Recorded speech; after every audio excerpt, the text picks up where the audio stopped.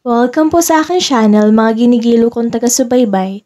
Sa channel na ito ay muli nating babalikan ang mga nagdaang krimen at kaganapan, hindi lang dito sa Pilipinas kundi sa ibayong dagat din. Ngayon po ay dadalhin tayo ng kwentong ito sa Singapore. Ang Flor Contemplacion Story. Ano nga ba ang totoong nangyari sa ating kababayan na si Flor Contemplacion na isang OFW o Overseas Filipino Worker sa Singapore? Bakit siya hinatulan ng kamatayan sa Singapore? Sino nga ba talaga ang pumatay kay Delia Maga? Sa mga susunod na istorya ay pag-uusapan natin ang tungkol kay Delia Maga. Sa ngayon ay pag-usapan natin ang buhay at kamatayan ni Flor Contemplacion. Si Flor Ramos Contemplacion ay ipinanganak noong January 7, 1953 sa San Pablo, Laguna. Si Flor ay nakapag-asawa kay Efren na isa namang driver at biniyayaan naman sila ng 4 na anak, isang babae, 3 lalaki at ang 2 ay kambal. December taong 1990. Nakauwi nga si Flor galing Singapore upang magbakasyon sa Pilipinas. Naka2 taon na rin siyang nawalay sa kanyang pamilya. Hindi na siya nagpasundo sa airport dahil gusto niyang sorpresahin ang mga ito. Ngunit ang di niya alam ay siya pala ang masusurpresa sa balitang matatanggap. Habang masaya si Flor na nagkakwento sa kanyang ina, inilalabas naman niya ang mga pasulubong sa mga anak ng laruan at mga damit. Nang nabanggit ng mga anak niya na marami di umano silang damit na bago pa. Dahil binibili daw sila ni Tita Neneng nila. Hindi nakapagsalita agad si Flor at tinanong sa kanyang ina kung sino si Neneng. Hindi naman nakaimik ang ina ni Flor, walang nasambit ni isang salita. Pinagwalang bahala muna ni Flor ang narinig at niyakap niyang mahigpit ang panganay niyang anak na si Sandrex at Russell. Gulat na gulat naman si Efren dumating na nga si Flor. Kinagabihan, hindi na kontento si Flor at kinausap niya ang kanyang ina na kung sino si Neneng. Hindi naman nagsinungaling ang kanyang ina at sinabi nga na si Neneng ay ang kinakasama ng kanyang asawa. Ayon sa ina ni Flor, na kung hindi lang sa mga apo niya ay matagal na di umano siyang lumayas sa bahay na yun. Isang umaga ay sumugod si Flor sa tinutuluyan nila Neneng at Efren, sa bahay ng ama ni Efren kung saan sila nagtatago. Galit na galit si Flor nang nakita si Neneng at pilit niyang pinapalabas ng bahay si Efren. Tinatanong ni Flor bakit nagawa ni Efren yun sa kanya. Ayon kay Efren ay mahal di umano niya si Flor, kaya ang sinabi ni Flor ay iwan niya si Neneng. Hindi nakaimik si Efren sapagkat nagdadalang tao na si Neneng. Labis ang pagdaramdam ni Flor sa nangyari.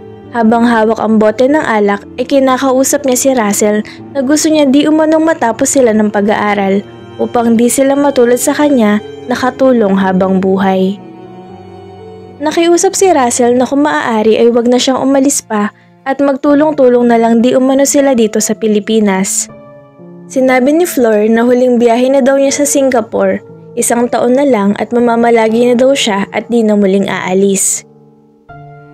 Sa huling pagkakataon ay muli niyang kinausap sila Efren at Neneng na kung hindi maghihiwalay ay ipapakulong ang mga ito. Samantala, nakakalungkot mang isipin ngunit nagdesisyon si Neneng na ipalaglag ang batang dinadala niya. Plano ngang bumalik muli ni Flor sa Singapore upang maituloy ang trabahong naiwan. Labis na tumanggi ang kanyang asawang si Efren dahil di umano'y naka2 taon na siya at tama na di umano yun. Ngunit nauwi lamang ito sa pagtatalo ng mag-asawa dahil ayon kay Flor ay matagal na daw siyang pinalitan ni Efren at may bago na di umano itong kinakasama. At ang sabi ni Flor ay pinipilit daw di umano ni Efren na gawing ina ng mga anak niya ang bagong kinakasamang si Neneng. Ngunit, itinanggi ni Efren at wala na daw silang kaugnayan ni Neneng. Hindi nagpatalo si Flor at sinasabing pag nasa Pinas daw siya ay wala na sila. Pero oras na umalis siya ay tsak na magsasama ulit ang dalawa. Sinabi din ni Flor na 1 taon na lamang ang kontrata niya at nakikiusap ang kanyang amo dahil wala di umanong mag-aalaga sa anak nito. Mismong araw ng paghihiwalay ng taon ay lubos ang kalungkutan kay Flor dahil iiwan na naman niyang muli ang kanyang mga anak. January taong 1990. Natuloy nga ang pag-alis ni Flor papuntang Singapore. Inihatid siya ng kanyang pamilya sa airport. Samantala, habang nagtatrabaho si Flor sa Singapore, si Efren naman ang nag-aalaga at nagbabantay sa kanilang mga anak. Katulong mag-alaga ang kanyang biyenan na ina ni Flor. Ngunit lingid dito ay patuloy pa rin ang pakikipagrelasyon niya kay Neneng. Labis naman kinakasama ng loob ng anak nilang babae na si Russell ang patuloy na pakikipag-ugnayan na kanilang ama kay Neneng. Dahil di umano'y naaawa na siya sa nanay niyang si Flor na habang nagtatrabaho sa ibang bansa ay may karelasyong iba ang kanyang ama. Samantala, hindi na nga kinaya pa ng ina ni Flor na makisama pa kay Efren. Tuluyan na itong umalis sa tinitirahan nila dahil sa patuloy na pakikipagrelasyon nito kay Neneng. Binaliwala nga ni Efren ang pag-alis ng biyenan at itinira niya di umano si Neneng sa mismong bahay nila. Si Neneng ay lubos ang pagmamahal para kay Efren. Suportado niya ang lahat ng galaw ni Efren. Ayon sa kwento, hindi alam di umano ni Neneng na may asawa at anak si Efren nang sumama siya rito. Dahil hindi na siya tanggap ng kanyang mga magulang, ay pinili na niya na ituloy ang relasyon nilang dalawa. At noong 1989 pa ang kanilang relasyon. Samantala, ayon sa kwento ng ina ni Efren, na biyenan ni Flor, sa Singapore daw ay madalas silang nagkakasama-sama nila Flor. Masayahin daw si Flor at palabiro. Lagi daw silang nakikita-kita ng mga kapwa Pilipino sa West Lucky Plaza. Kasama rito si Delia Maga. Ayon sa aking pagre-research sa mga nangyari noong panahon ni Flor at ang pelikula na Flor Contemplation Story na pinagbidahan ni Nora Honor, ito di umano ang nakakapangilabot na nangyari. Ito ay salaysay ng isang babae na nagngangalang Angie, nakasama ni Flor sa kulungan ng mga panahon na yun. At ikinuwento di umano sa kanya ni Flor ang totoong istorya sa pagpaslang kay Delia Maga at ang tungkol sa bata na 3 taong gulang. Ayon sa kwento ni Flor kay Angie, nagkakilala daw sila ni Delia Maga noong 1990 kasama ang iba pang OFW sa Lucky Plaza. Mabait daw si Delia at ito daw ang nauutangan niya pag kailangan niya magpadala sa Pilipinas. Isang araw, magkatawagan daw sila sa telepono ni Delia at sinabi di umano nito na uuwi na siya ng Pilipinas sa susunod na linggo. Baka daw meron siyang ipapasabay na gamit pa uwi. Agad namang sumagot si Flor na ipasasabay daw niya ang mga lumang gamit, sapatos, lumang bag, lumang damit. Sumagot naman si Delia na bakit daw puro lumang ipapadala niya. Ang sabi ni Flor ay wala pa daw di umano siyang sahod at nakatanggap daw siya ng sulat mula sa mga anak na kailangan daw nila ng pera para pang-enroll. Lubos ang paghanga ni Delia sa kanya dahil katulad din niya si Flor na mahal niya ang mga anak nito. At ang sabi ni Flor ay sana'y makilala rin niya ito balang araw. May 4, pinuntahan niya si Delia sa tinitirhan nito para ipasabay ang mga bagahe niya dahil kinabukasan na ang pag-uwi ni Delia sa Pilipinas. Si Delia at ang alaga niyang 3 taong gulang na bata lamang ang tao sa bahay ng panahon na yon dahil wala di umano ang amo ni Delia. Habang nagkakasarapan sila ng kwentuhan ni Delia, ay di umano'y nawaglit ang batang inaalagaan ni Delia at ito pala ay may sakit na epilepsy. Narinig ni Flor na parang may kumakalusko sa CR. Agad-agad niya itong pinuntahan, ngunit nakita nila na nakasubsob sa timba o drum ang bata at wala ng buhay. Binuhat nilang 2 ang bata papuntang kwarto upang tingnan kung pwede pa itong i-revive, ngunit wala na ito. Ang sabi ni Flor ay tumawag daw sila ng doktor, ngunit tumanggi si Delia at ang sabi ay umalis na di umano si Flor dahil ayaw daw nitong madamay pa sa kadahilan ng hindi nito kilala ang amo niya at kung ano ang pwedeng gawin pag nalaman nila ang nangyari. Kaya nagpasya sila na umalis na si Flor at iwan na si Delia. Bandang alas 7 ng gabi ay may dumating na mga pulis. Nakuha daw ang address niya sa diary ni Delia at hinuli si Flor at sinasabing pinatay niya ang bata pati si Delia. Ayon kay Flor, Nagalit siguro ang amo ni Della sa kanya nang malamang nalunod ang bata kaya nagawa itong patayin. Ayon kay Flor ay finrame up lamang di umano siya. Samantala, ayon pa rin sa salaysay ni Angie, ng oras na hinuli si Flor ng mga pulis, pilit di umano siyang pinapaamin na ginawa niya ang krimen. Binubugbog, nilulunod at kinukuryente di umano siya ng mga ito para umamin. Ngunit labis ang pagtanggi niya sa krimen. Ngunit pilit siyang pinapipirma habang siya ay kinukuryente, kaya wala di umano siya sa sarili ng mga panahon na yun. Nang nakakulong di umano siya, ay dinalaw siya ng mga taga-embahada ng Pilipinas upang sabihing aminin na ang krimen, upang mapababa na daw ang hatol sa kanya. Ang sabi ni Flor ay sila na daw ang bahala sa kanya kasi wala na daw nakakaalala sa kanya mula sa Pilipinas. Habang kinikwento ni Flor ito kay Angie, ay walang tigil ang pagpatak ng luha nila sa mga mata. At ang tanging bilin ni Flor kay Angie ay sana yakapin niya ang mga anak niya para sa kanya. Dumating na nga ang araw upang i-schedule ang pagpaslang kay Flor. Isang umagang nagising si Angie na wala na sa kwarto si Flor at tinanong niya ang mga jail officer kung nasaan si Flor at sinagot nga siya ng mga ito na naka-schedule na nga si Flor na bitayin. Hindi mapigil ni Angie ang galit sa nalamang balita. Samantala sa Pilipinas, nabalitaan na ng pamilya ni Flor ang nalalapit na parusa sa kanya. Lubos ang kalungkutan at bighati ni Efren sa nabalitaan. Ginunita niya ang mga araw na kasama niya si Flor. Ramdam ni Neneng ang sobrang kalungkutan ni Efren. Hindi siya nagpatinag at gumawa ito ng paraan upang matulungan ng pamilya ni Flor. Inako nga ni Neneng ang responsibilidad na di kayang gawin ni Efren, ang humingi ng tulong sa mga politiko. Lumalapit nga si Neneng para mapadala sa Singapore ang mga anak ni Flor upang makita nila ang kanilang ina. Ang pakilala nga ni Neneng ay hipag siya ni Flor.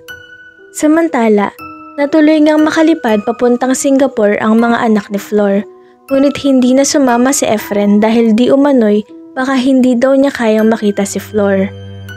Nakita nga ang mag-iina, ngunit may nakaharang na salamin. Hindi nila pwede hawakan ng kanilang ina, mayakap man lang ito. Sobrang pananabig ang naramdaman ni Flor na makita ang mga anak. Gamit ang telepono ay nagkakausap silang pamilya.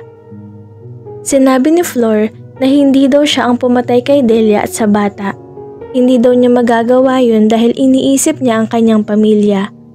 Agad-agad namang inawat ng jail officer si Flor upang ibalik siya sa kanyang selda. Sa Pilipinas naman, kabi-kabila ang protesta dahil sa pagkondena ng mga Pilipino sa gobyerno na di umano'y walang ginagawa ang gobyerno upang tulungan si Flor at iatras ang parusang bitay sa kanya. Maraming ang tumutulong na organisasyon upang maitigil ang pagbitay kay Flor. Kabilang na dito ang Gabriela, mga migrante at iba pang organisasyon. Humingi sila ng tulong sa isang attorney. Pangalanan natin siyang Attorney Kapulong. Pinag-aralang mabuti ni Attorney Kapulong ang kaso ni Flor at siya mismo ang humawak dito. Kung sino-sino ang tinatawagan at kinakausap ni Attorney Kapulong para lang matulungan si Flor. March 12, 1995. Isang tawag ang natanggap ng tanggapan ng Department of Foreign Affairs galing sa itaas, na inuutos na tulungan si Flor dahil kabi-kabila ang nagiging pangit na imahe ng gobyerno sa nangyayari. Ng mga panahon na yun, taong 1995, ay si Fidel V. Ramos ang nakaupong presidente ng Pilipinas. Samantala sa Singapore, March 13, 1995, ay may nagpoprotesta din para itigil ang pagbitay kay Flor. Meron din sa Pilipinas, si Neneng nga ang tumayong tigapagsalita ng mga rally. Nakikipaglaban din siya upang maitigil ang pagbitay kay Flor. Ang lagi niyang sambit ay hipag di umano siya ni Flor. Upang mapagtakpan na siya ay kinakasama ni Efren. Kahit ganun pa man ay handa siyang tulungan si Flor sa kanyang laban. Ayon naman sa Embahada ng Pilipinas, ay wala di umanong budget ang Pilipinas para ikuha ng abogado si Flor. Sigurado raw na malaki ang mauubos na pondo kung sakaling ikukuha pa ito ng abogado. At isa pa, Ikinuha naman na daw ng Singaporean court ng abogado si Flor, kaya hindi na daw kailangan pa ng abogado ni Flor dito sa Pilipinas. Samantala ay lubos ang pag-aalala ng ina ni Flor, kaya't minabuti nitong kausapin si Efren at kamustahin si Flor. Ayon kay Efren ay may abogado na sila para kay Flor. Ito nga si Attorney Kapulong. Tutungo di umano si Attorney Kapulong upang sadyain si Flor at makiusap sa gobyerno ng Singapore. Habang nag-iisa at lugmok sa kanyang selda si Flor, may isang Pilipina na lumantad upang masagip sana si Flor. Siya si Ginang Lydia Montilla, Tubong Cotabato. Ayon sa kanyang kwento, sinasabi niyang walang kasalanan si Flor at biktima lamang daw ito ng isang frame-up. Ayon sa kanya, ang amo niya at ang amo ni Delia Maga ay magkapatid. Minsan, noong July 15, 1991, narinig di umano niyang nag-uusap ang amo ni Delia Maga at ang amo niya. Naiintindihan di umano niya ang pinag-uusapan ng dalawa dahil kahit konti ay nakakaintindi daw siya ng Malay. Dahil nag-OFW daw di umano siya noon sa Malaysia. Sinabi di umano ng amo ni Delia na siya ang nakapatay kay Delia Maga at hindi si Flor. Sinabi din niya na napatay di umano niya dahil pinabayaan ng kanyang anak. Nalaman daw niya na gusto din siyang patayin dahil baka daw siya ay magsumbong. Takot na takot daw siya di umano ng mga panahon na yon. Kaya lagi daw siyang nagsusulat sa kanyang diary para kung ano't ano man ang mangyari sa kanya ay malalaman nila ang may gawa sa kanya noon. Isang araw ay nakakuha siya ng tiyempo para tumakas sa kanyang amo. Tumakbo nga siya sa embahada ng Pilipinas sa Singapore at sinabi niya lahat ng nalalaman niya na inosente si Flor at nanganganib ang buhay niya. Ngunit hindi di umano naniwala ang embahada sa kanya. Pinatatahimik na lang di umano siya at baka di daw siya makauwi ng Pilipinas. Ayon pa sa embahada na malakas di umano ang amo ni Delia Maga sa Singaporean government. Samantala, tumulak nga si Attorney Kapulong sa Singapore at sa pagkakataon na aasikasuhin ni Attorney Kapulong ang kaso ni Flor, ay isang tawag ang dumating na kanselado di umano ang appointment na araw na yon. Lubos na ikinagalit ni Attorney Kapulong ang nangyari, ngunit wala siyang magawa dahil galing di umano ang utos mula sa mataas sa Singapore. Isang umaga ng March 14, 1995, dumaan ang jail officer sa selda ni Flor upang ipaalala na siya ay bibitayin gamit ang lubid sa darating na Biyernes, March 17, 1995. Parang binuhusan ng malamig na tubig si Flor sa narinig. Nawalan siya ng pag-asa. Ang tanging nagawa lamang niya ay umiyak sa 4 na sulok ng kanyang selda. Samantala, kinausap ni Attorney Kapulong ang mga anak ni Flor na ginawa na niya ang lahat upang ipagpaliban ang pagbitay kay Flor. Ngunit ilang beses di umano siyang kinansela ng gobyerno ng Singapore. Ayon kay attorney, na pati daw ang presidente ng Pilipinas ay di umano tinanggihan ng Singapore.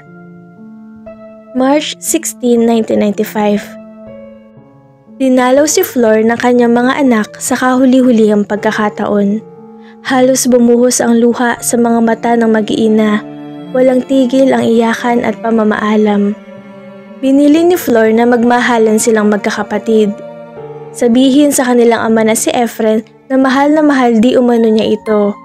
Ayon pa kay Flor, and I quote, "Kung patay na ako makakauwi sa Pilipinas, ay yakapin niyo ako ng mahigpit para madama niyo ang pagmamahal ko na hindi ko na ipadama sa inyo.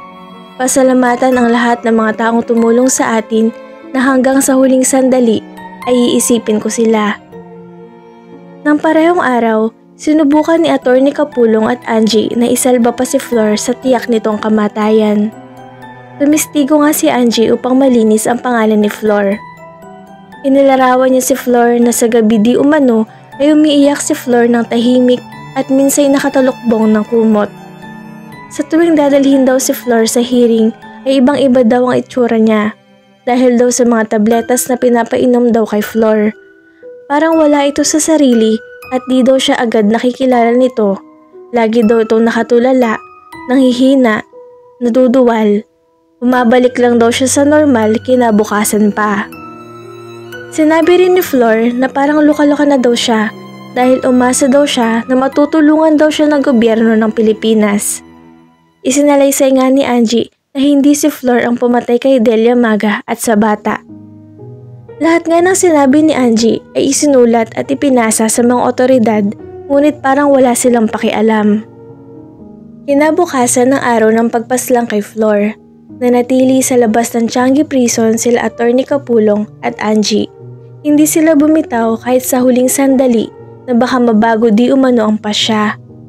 Samantala, sa San Pablo, Laguna naman ay patuloy ang pagtitipon-tipon ng mga tao upang ipagdasal si Flor.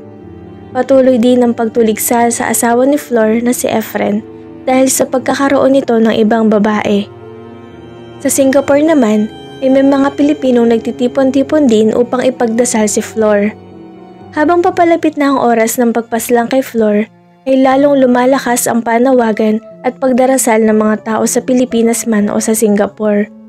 Ngunit, nang dumating na ang oras ay hindi talaga nagpatinag ang gobyerno ng Singapore.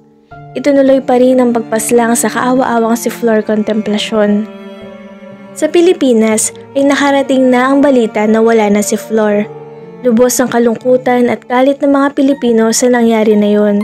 Naghahalong pagluluksa at bugso ng damdamin ang nararamdaman ng mga Pilipino. Sinalubong nga ng mga Pilipino ang labi ni Flor. Kahit di magkakilala basta Pilipino ay nagkakaisa upang isigaw ang katarungan para kay Flor. Galit ang mga Pilipino.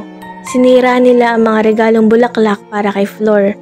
Ang sinisigaw nila ay hindi kailangan ni Flor ng bulaklak, kundi katarungan. Laman ng iba't ibang pahayagan si Flor, sa radyo, dyaryo at sa telebisyon. Hindi magkamayaw ang mga tao sa buron ni Flor. Talagang dinayo ito mula sa iba't ibang lugar sa Pilipinas.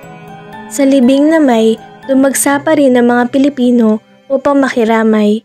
Hindi maiwasan na kahit di nila kaano-ano si Flor, ay kusang tumutulo ang kanilang mga luha.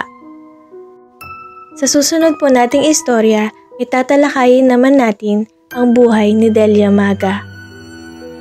Sana po ay nagustuhan ninyo ang Tagalog real-life crime story ko ngayon.